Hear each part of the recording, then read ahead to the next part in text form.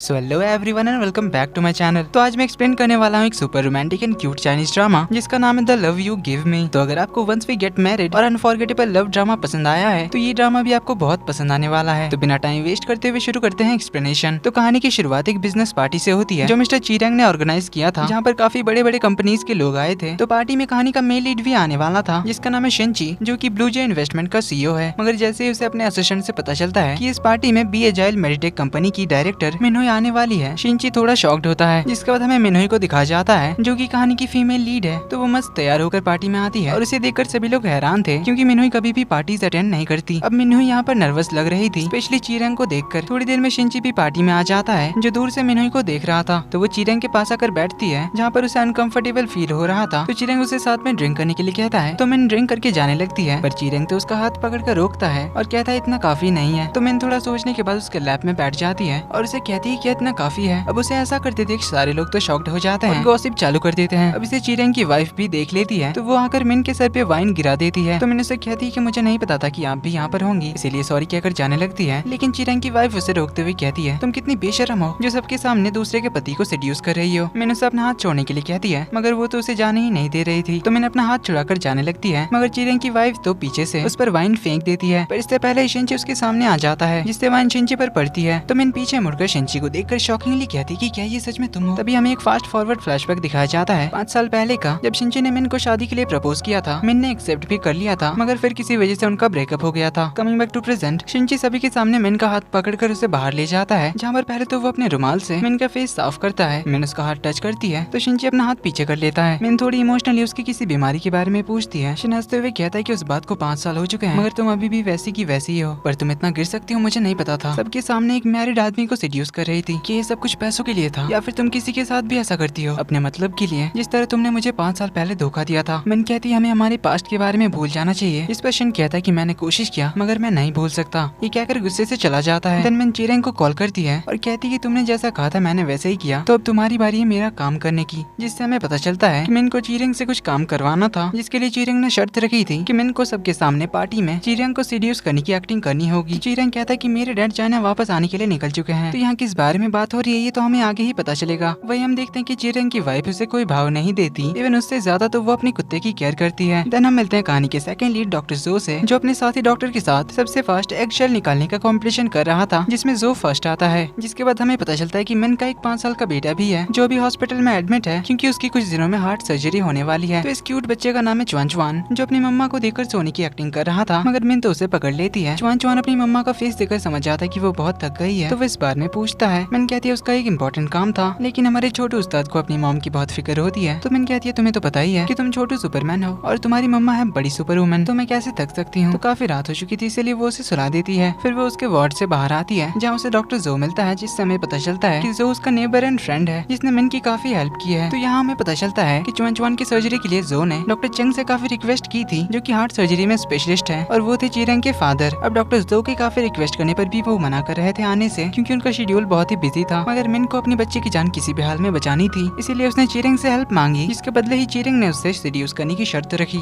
ये सब सुन डॉक्टर जो को भी काफी ज्यादा गुस्सा आता है चीरंग पर, लेकिन इधर शिनची के दिमाग में बार बार मिनोई का ही ख्याल आ रहा था जिससे उसे बहुत ज्यादा गुस्सा आ रहा था। तो उसने अपने असिस्टेंट से मिन के पिछले 5 सालों का डेटा निकलवाया था, जिससे उसे पता चला था कि मिन पहले ग्वांगचिंग टेक में काम करती थी जो कि चीरंग की ही कंपनी थी, पर 2 साल के बाद ही उसने कंपनी छोड़ दिया और बी एजाइल कंपनी ज्वाइन कर लिया। और कहा जाता है कि उसने अपने कुछ कनेक्शंस लगाकर बी एजाइल मेडिटेक कंपनी की रिसर्च एंड डेवलपमेंट टीम की डायरेक्टर बन गई। अब असिस्टेंट तो मिन के बारे में बुरा बुरा बोल रहा था कि उसने जरूर किसी हायर ऑफिशियल को पटा लिया होगा, जिस वजह से वो इतनी जल्दी डायरेक्टर बन बैठी। अब ये सब सुन शिन का गुस्सा तो और ज्यादा बढ़ रहा था, मगर वो असिस्टेंट को चुप कराकर बाहर भेज देता है। जिसके बाद वो गुस्से से मिन की फोटो को देख ही रहा था कि उसकी हार्ट बीट फास्ट हो जाती है, जिसके बारे में जब उसके मॉम को पता चलता है तो वो तुरंत उसके असिस्टेंट को कॉल करके शिनची का चेकअप कराने के लिए कह देती है। तो अगले दिन शिनची हॉस्पिटल आता है चेकअप कराने के लिए, जहाँ पर रिजल्ट्स का वेट करते हुए उसे काफी बोर लग रहा था, इसीलिए वो वॉक करते हुए वॉशरूम आता है जहाँ पर चुआन चुआन ऑलरेडी अपना हैंड वॉश कर रहा था। तो शिनची भी अपने हाथ धोने ही लगा था और दोनों के हाथ धोने का स्टाइल बिल्कुल सेम था। इवन हाथ धोने के बाद दोनों ही साथ में अपने बालों को टच करते हैं, जिससे उनकी नजर एक दूसरे पर पड़ती है। तो छोटू कहता है अंकल आप बहुत ही ब्यूटीफुल हैं। तो शिन कहता है आप भी बहुत क्यूट हो। शिन टिश्यू पेपर लेने जा ही रहा था, उससे पहले ही चुआन चुआन उसके लिए भी एक टिश्यू पेपर निकाल देता है। तो शिनची उससे थैंक यू कहता है, जिसके बाद छोटू वहाँ से चला जाता है और शिन भी हंसते हुए बाहर निकल रहा था। इधर मिन को चुआन चुआन वार्ड में नहीं दिख रहा था, इसीलिए वो थोड़ी परेशान होकर उसे ढूंढ रही थी। तभी उसकी नजर पड़ती है शिनची पे, तो उसे देखकर वो छुप जाती है, मगर तभी वो नोटिस करती है कि दूसरी साइड से एक इमरजेंसी पेशेंट को स्ट्रेचर से लाया जा रहा था और उनके टर्न करते ही शिंची के साथ उनका एक्सीडेंट होने वाला था। पर इससे पहले ही मिन शिंची को साइड कर लेती है। अब मिन को देखकर शिंची को फिर से गुस्सा आ जाता है, मगर मिन को तो उसकी फिक्र होती है, तो उससे पूछती है कि क्या तुम अपनी बीमारी की वजह से यहाँ पर आए हो। तो शिंची कहता है कि मेरे लिए झूठा केयर करना बंद करो, वैसे अच्छी एक्टिंग कर लेती हो तुम, कहीं तुम्हें ये तो नहीं लगा कि अगर तुम मेरी केयर करने की एक्टिंग करोगी तो मेरी नफरत तुम्हारे लिए कम जाएगी। तो मिन पूछती है तुम इस शहर में क्यों आए हो। शिंची गुस्से से कहता है कि अगर मुझे पता होता कि यहाँ मुझे तुमसे मिलना पड़ेगा तो फिर मैं यहाँ कभी भी नहीं आता। मिन कहती है मुझे पता है, अब जब हमारे पास्ट में जो कुछ भी था वो सब कुछ खत्म हो चुका है, तो हमें उस बारे में भूल जाना चाहिए और एक दूसरे को भी। शिंची कहता है कि मैंने कहा था कि तुमसे दोबारा नहीं मिलूंगा, पर अब जब किस्मत ने ही हम दोनों को दोबारा मिलाया तो तुम भुगतने के लिए तैयार रहना, तुमने जो मेरे साथ किया था उसके लिए। क्या कर शिंची चला जाता है, जिसके बाद हमें पता चलता है कि शिंची इस हॉस्पिटल का सबसे बड़ा शेयर होल्डर है। एंड कोइंसिडेंटली मिन की कंपनी के साथ इस हॉस्पिटल का एक कोलैबोरेशन होने वाला था, जिसके लिए मिन एक मिस्ट नाम के प्रोजेक्ट पे काम कर रही थी। अब जब शिन सबसे बड़ा शेयर होल्डर बन गया है, इसीलिए वो इस प्रोजेक्ट को कैंसिल कर देता है और मिन के कंपनी के साथ कोलैबोरेशन करने से भी मना कर देता है। तो अगले सीन में हमें बी एजाइल मेडिटेक कंपनी दिखाई जाती है, जहाँ पर डायरेक्टर दिंग रिसेप्शनिस्ट को परेशान कर रहा था, लेकिन तभी वहाँ पर मिन आती है और उसका मजाक उड़ाकर भगा देती है। जिसके बाद कंपनी में मिन के उस पार्टी वाली कांड के बारे में गॉसिप्स चल रही होती है, लेकिन तभी एंट्री मारती है डिप्यूटी मैनेजर शाओमू, जिसे देखकर सब लोग साइलेंट हो जाते हैं। फिर हमें पता चलता है कि शाओमू और मिन तो अच्छे दोस्त हैं, तो मिन उसे पार्टी वाले कांड के बारे में सब बताती है। जिसके बाद वो दोनों अपने मिस्ट प्रोजेक्ट के बारे में बात कर ही रहे थे कि तभी उन्हें सीईओ का बुलावा आता है, जहाँ वो उन दोनों को बैड न्यूज सुनाते हैं कि जेआरएन हॉस्पिटल ने उनके साथ कोलैबोरेशन करने के लिए मना कर दिया, क्योंकि जो उनका सबसे बड़ा शेयर होल्डर है उसने मिन की पार्टी वाले कांड की वजह से इसके लिए मना कर दिया। जो सुनिए दोनों शॉक्ड होती है। मिन कहती है मेरे पर्सनल मैटर से इस प्रोजेक्ट को कैंसिल करने का मतलब क्या बनता है। तो शाओमू कहती है कि मेरे भी तो इससे पहले बहुत ही बड़े बड़े स्कैंडल्स बने हैं, मगर इससे कंपनी को तो कभी फर्क नहीं पड़ा। फिर मिन के मैटर की वजह से उन्होंने ऐसा क्यों किया। अब सीईओ ने तो हार मान लिया था कि उन्हें ये प्रोजेक्ट कैंसिल करना ही पड़ेगा, मगर मिन इतनी आसानी से हार मानने वाली नहीं थी, क्योंकि इस प्रोजेक्ट से हार्ट पेशेंट्स को काफी हेल्प मिल सकती थी। इसीलिए मिन जेआरएन हॉस्पिटल वालों से बात करने के बारे में कहती है। सीईओ कहता है कि इससे कोई फायदा नहीं होने वाला, क्योंकि फैसला सबसे बड़े शेयर होल्डर का होगा। तो मिन अब डायरेक्टली उस बड़े शेयर होल्डर से बात करने का डिसाइड करती है, जिसके बारे में वो शाओमू को पता लगाने के लिए कहती है। तो शाओमू पता कर लेती है कि वो ब्लू जे इन्वेस्टमेंट का सीईओ है। अब इनको पता नहीं था कि वो सीईओ शिंची था, इसीलिए वो कंपनी में आकर रिसेप्शनिस्ट से सीईओ से मिलने की बात करती है। तो रिसेप्शनिस्ट बताती है कि हमारे बॉस तो आप ही का इंतजार कर रहे हैं। क्या कर वो उसे शिंची के केबिन ले आती है, जिसका इंग्लिश नेम जेसन था और यही नाम शाओमू ने उसे बताया था। अब मिन तो हेलो मिस्टर जेसन कहकर अपना इंट्रो देने लगती है, तभी शिंची पीछे मुड़ता है और उसे देखकर मिन हैरान होती है, लेकिन मिन फिर भी फुल प्रोफेशनली उससे प्रोजेक्ट के बारे में बात करना शुरू ही करती है कि शिंची कहता है कि उसके पास टाइम नहीं है, ये कहकर वो चला जाता है। मगर मिन लिफ्ट में भी उसके पीछे पड़ जाती है, लेकिन शिंची तो उसकी कोई भी बात नहीं सुनता और उसे कहता है कि मैं बस तुमसे इसीलिए मिला क्योंकि मैं तुम्हें खुद बताना चाहता था कि जेआरएन हॉस्पिटल तुम्हारी कंपनी के साथ कोलैबोरेट नहीं करेगी। मिन कहती है क्या तुम्हें हमारे प्रोजेक्ट के बारे में पता भी है। शिंची कहता है मुझे कुछ भी पता करने की जरूरत नहीं है, मैंने तुमसे कहा था ना कि तुमने मेरे साथ जो भी किया उसके लिए तुम्हें भुगतना ही पड़ेगा और ये तो बस एक शुरुआत है। मिन कहती क्या हम हमारे पास्ट के बारे में भुला नहीं सकते। शिंची कहता है कभी नहीं, जो तुमने मेरे साथ किया था वो मैं कभी नहीं भूल सकता, ना ही कभी तुम्हें मैं माफ करूंगा, इसीलिए अब से कभी मेरे सामने मत आना वरना तुम्हारे साथ अच्छा नहीं होगा। ठीक है, अगर वो चला जाता है। दिन शाम को शिन इस प्रोजेक्ट के बारे में पढ़ ही रहा था कि तभी उसे असिस्टेंट आकर बताता है कि आपकी मॉम ने आपके लिए एक डेट का अरेंजमेंट किया है, इसीलिए आपको उस लड़की से मिलने जाना ही होगा, क्योंकि वो उनकी खास बिजनेस पार्टनर की बेटी है। इसीलिए शिन के पास और कोई रास्ता नहीं होता। लेकिन इधर मिन भी हार मानने वाली नहीं थी। वह रोज शिन से बात करने के लिए उसके ऑफिस आने लगती है। वो उससे बात करने के लिए बस 10 मिनट मांगती है, मगर शिन उससे बिल्कुल भी भाव नहीं देता। लेकिन मिन फिर भी हार नहीं मानती। सुबह सवेरे उसके ऑफिस के बाहर ही खड़ी रहती है, मगर उसे शिन के पास जाने ही नहीं दिया जाता। लेकिन शिन वीकेंड पर अपने डेट के लिए गया था, जहाँ पर मिन भी उसका पीछा करते हुए पहुँच गई थी और उससे दूर छुप कर बैठी हुई थी। अब शिन की जो डेट थी वो कुछ ज्यादा ही बकर बकर कर रही थी, जिससे शिन तो इरिटेट ही हो गया था और वो कोई बहाना करके यहाँ से निकलने के बारे में सोच ही रहा था। तभी उसे असिस्टेंट का मैसेज आता है कि अगर आपने डेट को बीच में ही छोड़कर चले गए तो फिर आपकी मॉम आपको छोड़ेगी नहीं। इसलिए शिन को उसकी बकवास बातें सहना ही पड़ रहा था। अब शिंची की प्रॉब्लम मिन भी समझ जाती है, इसीलिए वो उसके क्लोज जाती है और उसे लवी डवी होकर बातें करने लगती है, जो देखकर वो लड़की पूछती है कि आखिर ये है कौन। तो मिन शिंची के कान में कहती है कि मैं तुम्हारी हेल्प कर सकती हूँ इस लड़की को यहाँ से भगाने में, इसके बदले बस मुझे तुम्हारे 10 मिनट चाहिए। जिसके लिए शिन पहले मान तो नहीं रहा था, लेकिन उस लड़की के कुछ ज्यादा ही बकर बकर करने की वजह से वो मान जाता है और फिर उसे दिखाते हुए कहता है कि मिन मेरी गर्लफ्रेंड है। तो इसी के साथ इस एपिसोड का एंड यहीं पर होता है, मगर एंड क्रेडिट में हमें ऑर्फनेज के 2 बच्चे दिखाए जाते हैं, जहाँ लड़का लड़की से कहता है कि मैं तुम्हें ढूंढने के लिए वापस आऊंगा। देन बड़े होने के बाद वो बच्चे शिंची और मिन थे, लेकिन शिंची मिन को सूतियान के नाम से बुलाता है और इसी के साथ एपिसोड 1 का एंड यहीं पर होता है। अब ये सूतियान है कौन, ये तो हमें कहानी में आगे ही पता चलेगा और आखिर इनकी लव स्टोरी हेट स्टोरी में कैसे बदल गई और तो और चुआन चुआन के साथ इनका क्या रिलेशन है, इन सब के बारे में हमें आगे ही पता चलेगा। तो ये वीडियो पसंद आए तो वीडियो को लाइक कर देना, चैनल पर पहली बार आए तो do subscribe and hit the bell icon. तो कहानी काफी इंटरेस्टिंग होने वाली है, तो मिलते हैं अगले एपिसोड में। एक और बात, लव ऑफ रेप्लिका भी एक्सप्लेन जरूर करूंगा, लेकिन उसके एपिसोड 26 को आएंगे। तब तक के लिए इस ड्रामे को एंजॉय करना। तब तक के लिए take care and bye bye.